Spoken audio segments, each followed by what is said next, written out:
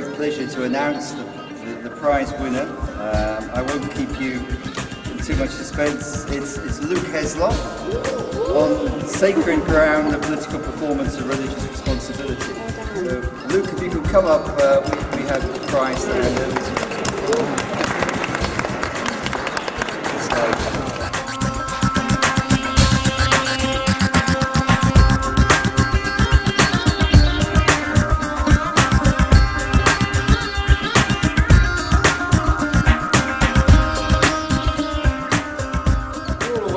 David's made numerous interventions in the field of modern South Asian history down the years in his time at SOAS and also at the University of Warwick, in the fields of global history, in the fields of medical history and environmental history. And in a sense, I think today's keynote lecture is a sort of bringing together of some of those contributions which he's made down the years. And of course, as I'm sure you all know, the title is On the Road, A Social Itineration of India, 1500 to 1980. So I won't take up any more time. We'll pass over now to David and look forward very much to his lecture. And he's very happy to have a question and answer session at the end of the lecture. Thank you. The name of Edward Madden may not be familiar to many of you. Born in Ireland in 1805, he served from 1830 to 1847 as an officer in the Bengal Artillery and then retired to Edinburgh, where he died in 1856.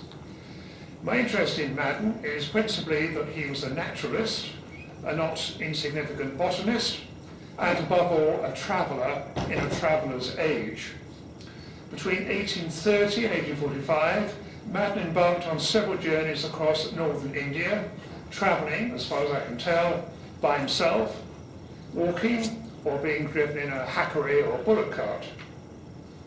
In his unpublished travel notes, which can be found in the archives of the Royal Botanic Gardens at Kew, Madden recorded details of the landscape and the geological features he observed during each day. The plants and animals he had seen, the ruined towns and temples he had visited, and the various scenes of Indian life that opened up before his inquiring gaze. He had, in common with many other European travellers of the period, an eye to the picturesque, but was also aware of the uncertain, sometimes dangerous nature of the road he travelled. He reports of passing through stretches of countryside that were infested with leopards and tigers. He comments on the jungle that threatens to encroach on the road on all sides, and, this being the 1830s, he remarks on the rumoured presence of dacoits and thugs, who, in his words, have made the road infamous for their murders. Madden writes too about the seemingly indeterminate length of the day's journey, measured out in kosses, which never seem to be of a uniform length, varying from anywhere between 1.5 and 3 English miles. But I'm particularly taken by one entry, dated the 7th of July 1836. Madden is somewhere in central Rajasthan on the road to Pushkar. He finds himself travelling, as he often does on these Indian roads, with pilgrims headed in the same direction as himself. He writes, "I fell in with a sceptical fakir." But then he says nothing about this temporary travelling companion. So I'm left wondering, what exactly is a sceptical fakir? Is it a holy man who is sceptical about Madden, about a solitary European and his purposes and his mode of travelling? Is the fakir, whom I assume to be a Hindu on the way to Pushkar, sceptical about his own religion or the religious practices of those that are also travelling on that same road? Or is the fakir simply sceptical by nature and disposed to cavil about everything he sees and hears? I don't know, and there is no way from Madden's account, his rather elliptical account, to find out any more about this sceptical fakir. But that phrase, "I fell in with a sceptical fakir," does suggest to me that Madden was accustomed on his travels to casual social encounters of this kind, and to apparently easy conversations with the Indians with whom he shared the road. And it's not just Baden. The European travel narratives of that period, roughly the 1820s to the 1840s, are replete with similar accounts of the sociability of the road as an extended linear space where Europeans were able not just to observe Indians, but also to mingle and converse with them. They often end up, as for example does Captain Thomas Skinner in his excursions in India, at pilgrim places like Pushkar and Hardwar, sitting astride a horse or on the back of an elephant, observing with fascination and delight the spectacle of a Hindu fair or bathing festival. James Todd's travels in Rajasthan and Gujarat hint at something similar to Madden's sociable itineraries, as do to varying degrees the travel narratives of Emma Roberts and William Sleeman of Thugee fame, or Fanny Parks, who aptly identifies herself as a poor Haji and a pilgrim in search of the picturesque. And of course, in referring to the picturesque, Parks is referring not just to the scenic, but also to the social. These early colonial accounts suggest something of the sociable road that transcends, however transiently, the looming divisions of class, race, and empire. Divisions which the coming of the railway in the 1850s and the 1860s served rapidly to reinforce and to ossify. So one might conclude that a fascination with railways, perhaps a Marxist predilection, as well as a rather boyish fascination, this fascination with the railways has upstaged the more persuasive and pervasive drama of the road. Perhaps we don't need Walter Benjamin to recognise the difference between walking a road and flying above it, nor a close analogy between the text, the written text, and the actual experience of walking. But the contrast between the slow, more participatory modes of European travel in India in the 1820s and 1830s, and a subsequent more sequestered age of railway travel can surely be revealing. And perhaps the current interest, in this country at least, in the experience of walking, as suggested by the popularity of writers like Robert Macfarlane, or by the appeal of the landscape sculptures of Richard Long, might tempt us as scholars to take seriously the material life of the road and the social encounters it engendered, more seriously than hitherto has been the norm. Of course, the idea of the road as a site of engagement with India, as a means by which to read India, or still more as a site of transgressive opportunity, never entirely disappeared even from the European imagination. It is most famously celebrated in Kim, though ironically Kipling's colourful account of the Grand Trunk Road and its varied human traffic was on the verge of becoming anachronistic in 1901 when it was published, as increasingly the Grand Trunk Road and other roads became subject to motor traffic. Perhaps I should emphasise here too that I'm speaking of the road, of the open highway, rather than the city street, which I think has been much more written about and thought about, for example by historians plotting urban riots or anthropologists seeking to locate caste and community. Conceptually and experientially, the spatiality of the road suggests, at least to me, something very different from that of the street. There is no reason to suppose that the sociability of the road was a phenomenon confined to Europeans. In a sense, the accounts of Madden and other early 19th century travellers foreshadow later scholarly discussion. I'm thinking here, for example, of those anthropological and sociological accounts of the Pilgrim Road. For example, Erotic Kave's 1962 JAS article entitled On the Road, a Maharashtrian Pilgrimage, with its first-person thick description of the companionship of pilgrims, but also the way in which that pilgrim body is also disaggregated by caste and by other considerations. Walking along their road in groups, and her observation, "I was getting to know my Maharashtra anew every day. I found a new definition of Maharashtra, the land whose people go to Pandharpur for pilgrimage." So the road almost helps to define the regional identity of Maharashtra. Or to take another account, that by Anne Grosnin-Gold in her book in 1987, Fruitful Journeys, about Rajasthani pilgrims travelling by bus, for whom the road in itself is, in a sense, socially and devotionally as important as what happens at the actual point of arrival and its physical and spiritual significance. And of course, we're all familiar with the sight on Indian roads of pilgrims, for example, in Gujarat going to Palitana, the way in which the road itself becomes an important site of religious observation and practice. So the road becomes not merely a sort of necessity by which to travel, but is itself constitutive of experience and adventure, of identity and devotion, of danger, liberation and fulfillment. Akhil Gupta and James Ferguson remarked 20 years ago, "The representations of space in the social sciences have been," I quote, "remarkably dependent on images of break, rupture and disjunction, and on assumptions that space is, by nature, discontinuous. Hence, as they put it, the premise of discontinuity conventionally provides the starting point from which to theorize contact, conflict, and contradiction between cultures and societies."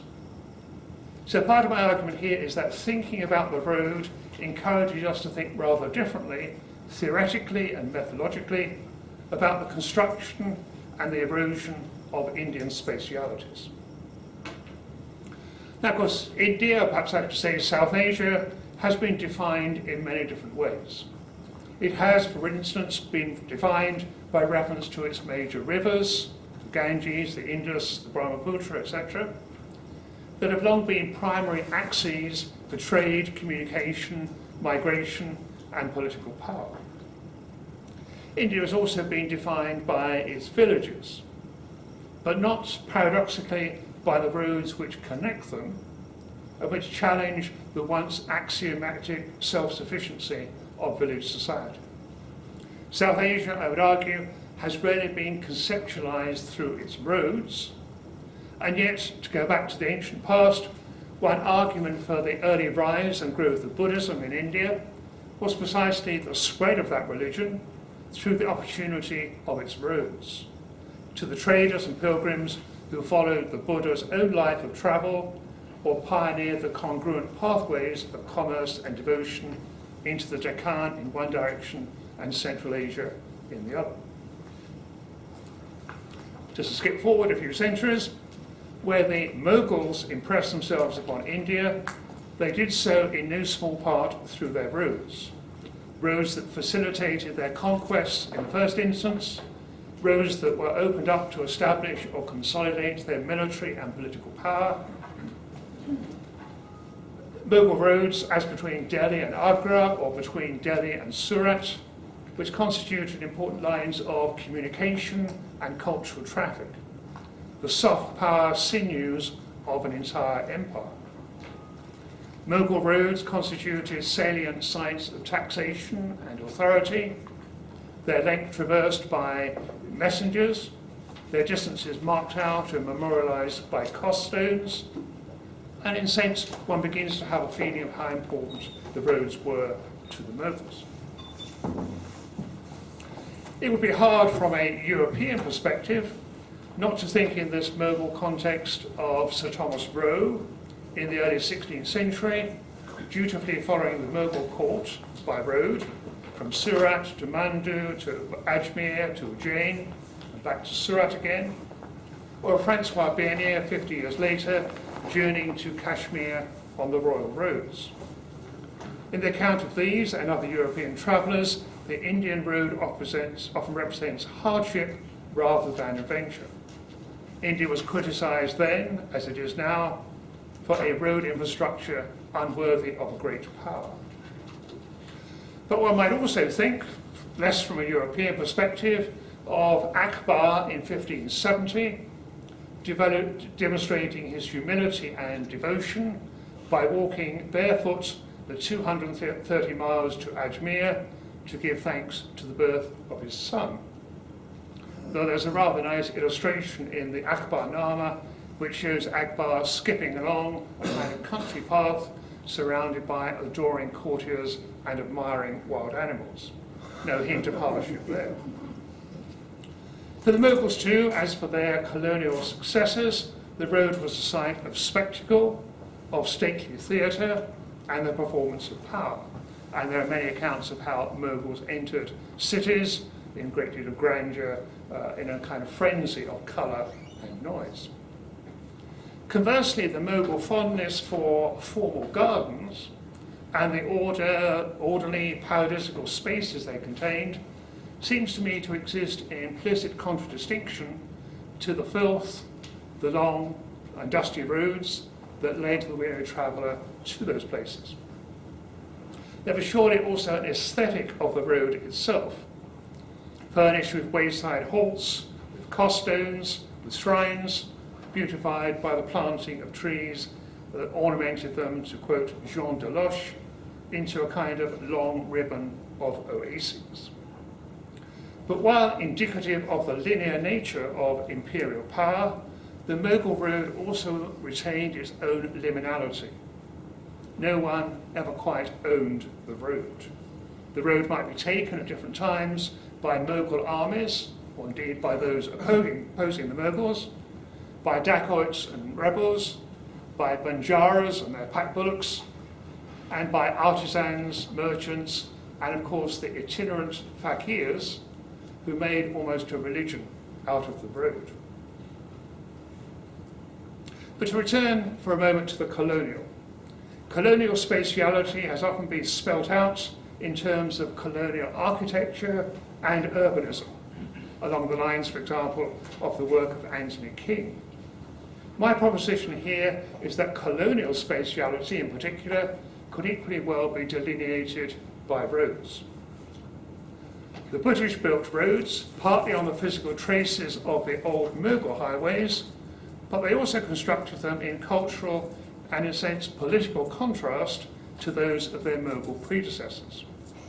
In the first half of the 19th century, road building was one of the main engineering activities that the British undertook in India, and indeed in Sri Lanka and elsewhere.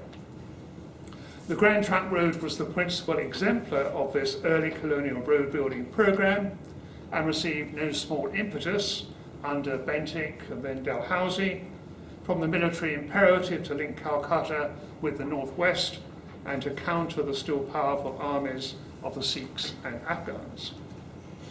But other roads were also crucially important in extending British military and political control from coastal enclaves into the interior parts of the subcontinent, perhaps especially into tribal tracts and upland areas, where they served as a vital means of breaking down environmental barriers, opening up commercial penetration and political control.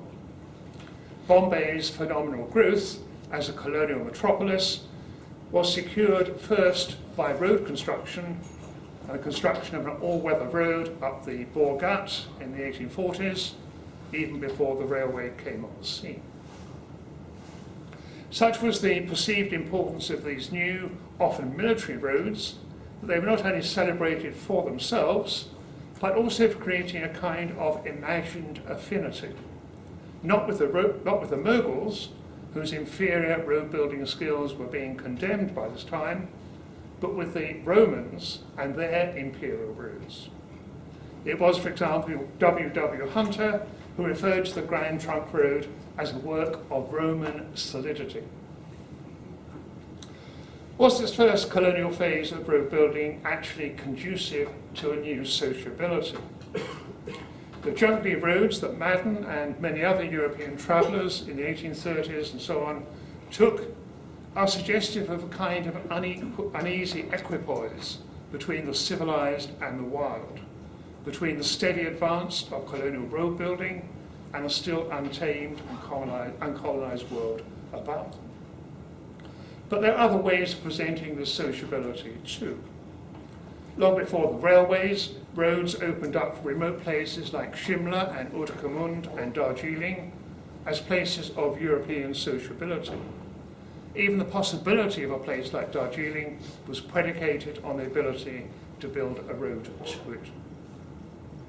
And the first views of hill stations sketched were usually made from vantage points along the roads rather than from the confines of a railway carriage.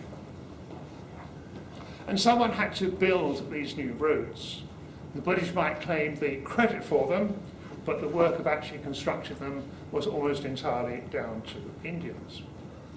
And before the 1850s, this mostly meant gangs of Indian convicts. And many of you will be familiar with that illustration from Atkinson's Curry and Rice, which appears on the front cover of Barney Cohen's book about colonial knowledge, which is actually a picture of road convicts and their overseers greeting a touring magistrate. In the 1830s, in Bengal alone, 13,000 convicts worked on the roads, something like 3/4 of the total prison population. Now, I might argue this seems like an unlikely site of sociability, but if one takes seriously the complaints made by the Prison Discipline Committee in 1838, road convicts were extremely difficult to supervise, despite all the shame and the humiliation of working in chain gangs and the hardship of the labour itself. All too often it seemed the convicts working on the roads stopped to chat with friends and relatives, to accept gifts of food, tobacco and opium, and not infrequently to bribe their guards or to escape from them. The gradual abolition of outdoor labour and its replacement by intramural tasks brought to an end one kind of sociability. But that sociability of the road, that was punitive sociability of the road, is perhaps reiterated in other ways as well. If one thinks about the kinds of tasks assigned to famine victims, very often they were assigned to making roads or repairing roads. Roads figure in this kind of enforced collectivity and sociability, just as roads figure in the flight migration of people fleeing famines to go to Ceylon, just as roads figure in the flight of people at the time of partition in 1947 thereafter. Others too travelled this colonial road. I have in mind, for instance, the European and American sailors who were discharged or jumped ship in Calcutta, Bombay or Madras, and then set out to walk by road to the other side of India. Their dress increasingly ragged, and their eclectic and rather extreme demands on the local villagers, including food, drink, and increasingly brutal demands for sex as well. The violence of colonial rule, rather than any racially transcendent sociability, was often enacted on the road. It was often expected, at least in the period after the mutiny, that any Indians travelling on a road would get down from their horse or any other means of conveyance to pay their respects to any passing European. And there's an account, I think, in Cotton's memoirs of how a European doctor was very incensed when an Indian didn't get down and greet him in the appropriate manner. So being a doctor, he seized hold of the Indian and took out all his teeth. Perhaps a grim reminder of the way in which roads could serve to embody this articulation of colonial authority. Returning to Edward Madden for a moment, the passing reference he makes to thugs directs our attention to another aspect of the sociable road. Thugs were, of course, notorious for the way in which they casually fell in with fellow travellers, won their confidence, and then, once trust had been established, turned on them, murdering them, dismembering and hiding their bodies. Whatever we make of the ongoing debate about thuggee, what might strike us about the apparent ease with which, what should strike us about this is the apparent ease with which the shared situation, travel and the road made ready companions of men and women of different castes and communities, to the extent of their sharing food, drink and resting places, as if the road were a space freed of the restrictive constraints that define social intercourse elsewhere. This was the liminal road, where power and authority, hierarchy and deference were both clearly defined and yet repeatedly subverted. I'm struck by the apparent sociability too from dozens and dozens of accounts dating from the post-1850 period, after the form of suppression of thuggee, that relate to what was described as thuggee by poisoning. This usually involved the use of datura, but sometimes other substances as well. And typically in these cases, a traveller, a cart driver perhaps, or a soldier or a peasant returning from market, or a pilgrim, casually encounters somebody who befriends them. This is often a sadhu or a fakir, the recurring denizens of the ambiguous road, though here the fakir stands more for danger than for skepticism. They talk, they discover they're heading in the same direction, camp together for the night, and inevitably share food and drink, as if it's something quite natural to the circumstances of the road. The food and drink, of course, is laced with poison, or at least with datura, which has the effect of rendering the traveller confused, immobile, unable to speak or to move from their present situation. But it's not so much the deception that interests me as the extent to which there is this kind of unguarded readiness to take food and drink from a supposed fakir or an obliging fellow traveller, to be sociable, so naively sociable towards a complete stranger. Such trust and openness seem at variance with the rigid view of social discontinuity and spatial disjuncture, to go back to Gupta and Ferguson, that informs so much of our understanding of caste and social interaction in India. But I wanted to return for a moment to the colonial road in order to sketch out a rather larger argument about the linear nature of at least some colonial power. Mapping provides one clue to this. As Ian Barrow and others have pointed out, the early British mapping of India by men like James Rennell in Bengal was done in part by following the line of existing roads, or the roads being made by troop marches. And only gradually were the spaces between those primary lines of communication and control surveyed and filled in. The road orientation of colonial knowledge, and hence of colonial power, long outlasted this initial phase of map-making.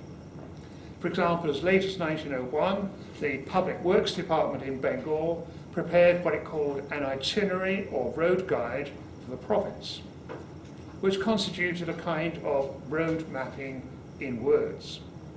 The entries for each roadside location provide information about inspection bungalows, post offices, railway stations, circuit houses, rest houses, and hospitals for pilgrims, about markets, about the availability of food and water for travellers, and the nearest source of coolie labour or suitable road method. Although this PWD itinerary was intended for public use, it represents, in effect, the linear character of colonial rule. And indeed, there were maps drawn up into the 1820s specifically for touring colonial officers, pointing out precisely those useful sites of bungalows, inspection centres, and so on. On another front, successive crises of colonial governance, such as the outbreak of bubonic plague in Western India in the 1890s, were met by an intensification of medical surveillance and sanitary intervention, not just at railway junctions, but also along major roads. For several years, from the late 1890s onwards, travellers by road were intercepted, subjected to compulsory medical examination, and sometimes detained for further inspection.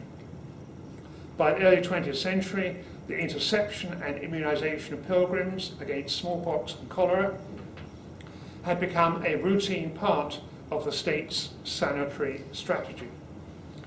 I'm rather reminded of this because I was travelling on a bus in Andhra Pradesh in the late 1960s or early 70s. The bus passed quite close to the temple at Tirupati, and everyone on the bus had to get off and produce a certificate to show that they had been recently inoculated against cholera. If you didn't have a certificate, you were inoculated on the spot. I'd like to say I still bear the scars of that incident, but that would be a bit of exaggeration.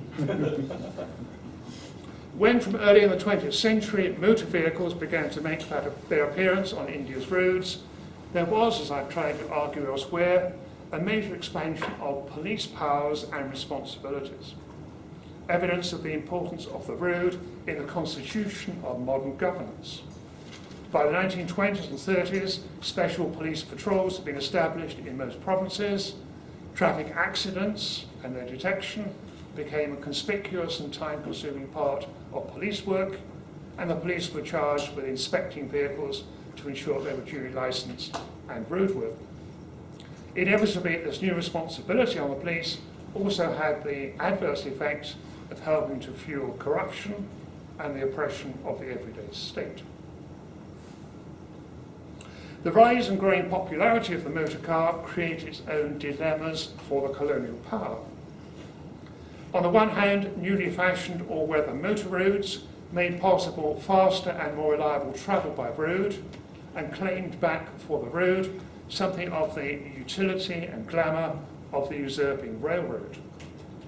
If we think of modern technologies as consumers of distance, then the new motor traffic enabled the vast subcontinental spaces of India to be devoured more quickly and easier than ever before, even though the expansion of roads arguably barely kept pace with economic and technological change.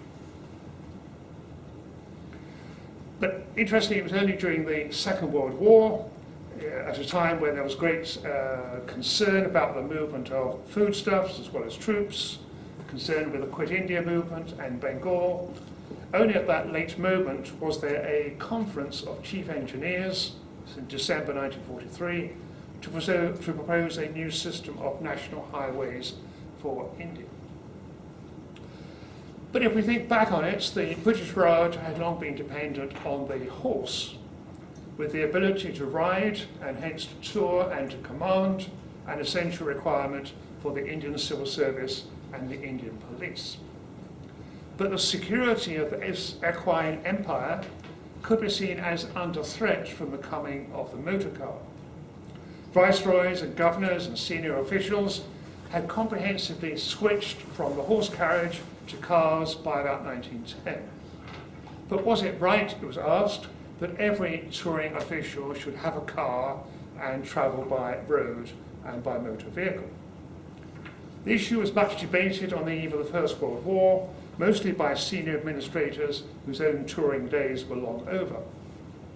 But some of them argued that it would be a great mistake to allow a district officer, a magistrate, a police officer, to travel by car along the small number of all-weather motor roads, because that would encourage that officer to be lazy and less inclined to visit remoter, less accessible settlements.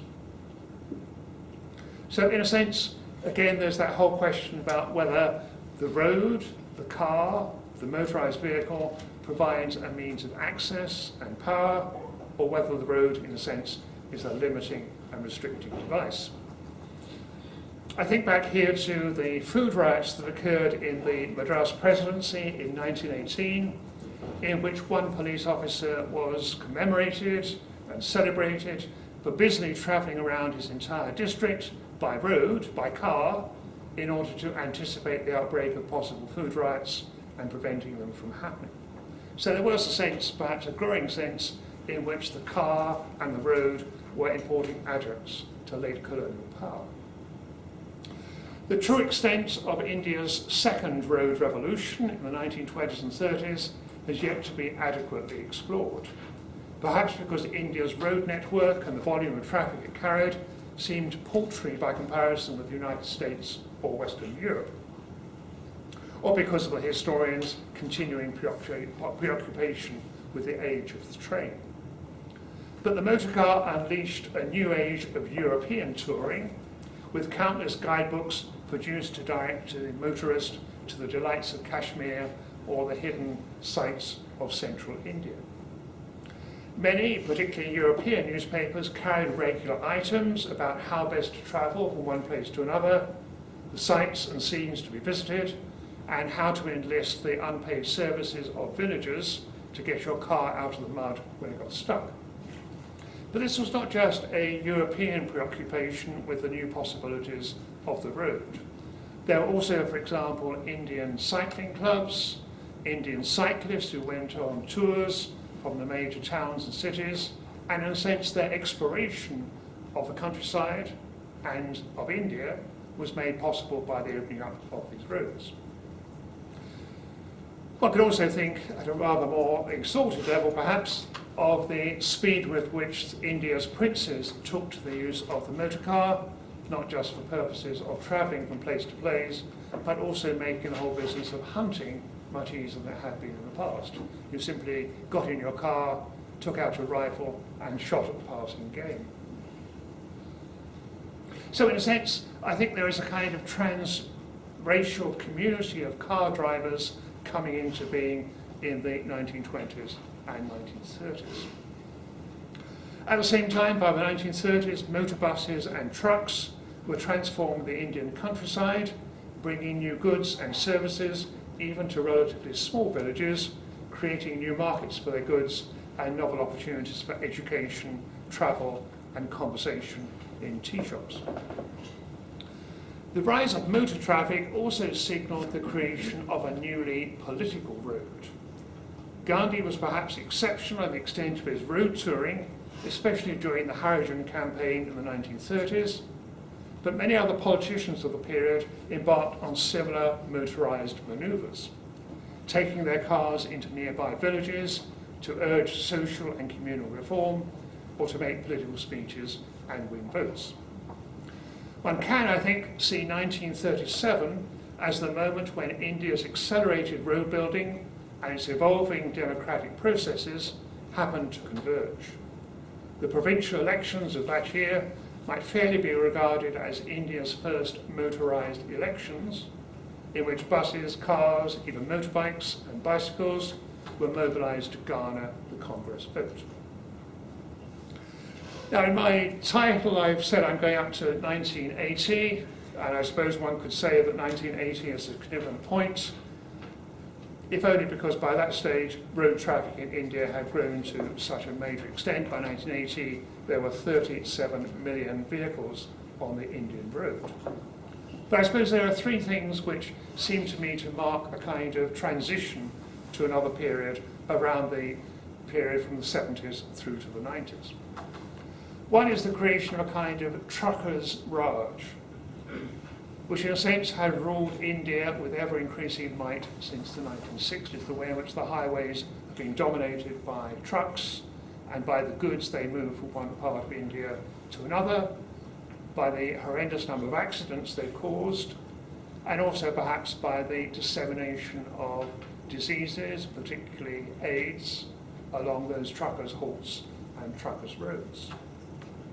I'm also reminded, secondly, of the politicization, the repoliticization of the road, and particularly I have in mind here L.K. Advani's Rath Yatra of 1990, progressing by road, 1,500 miles of road from Somnath to Ayodhya, arguably once again making the road a political spectacle, a linear spectacle for the creation of a new kind of political and religious identity.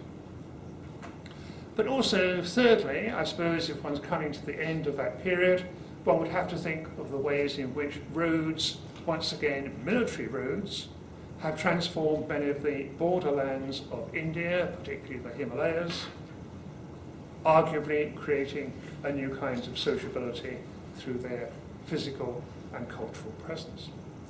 So I think there are ways in which one can see many of the themes around the road reconstituted, reiterated through these various periods of time, but of course my underlying argument is about the importance of roads and the way in which they've been neglected as a social and cultural as well as physical phenomena.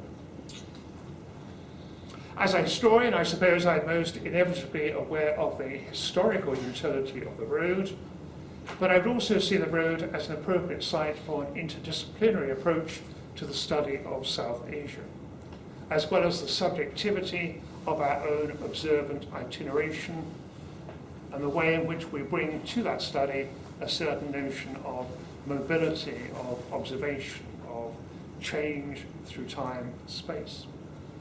Perhaps for many of us the road remains, whether we are particularly conscious of it or not, an essential point of observation and a necessary stimulus to our academic reflection. Perhaps we have all about us something of the character both of Edward Madden and of his sceptical fakir. Thank you.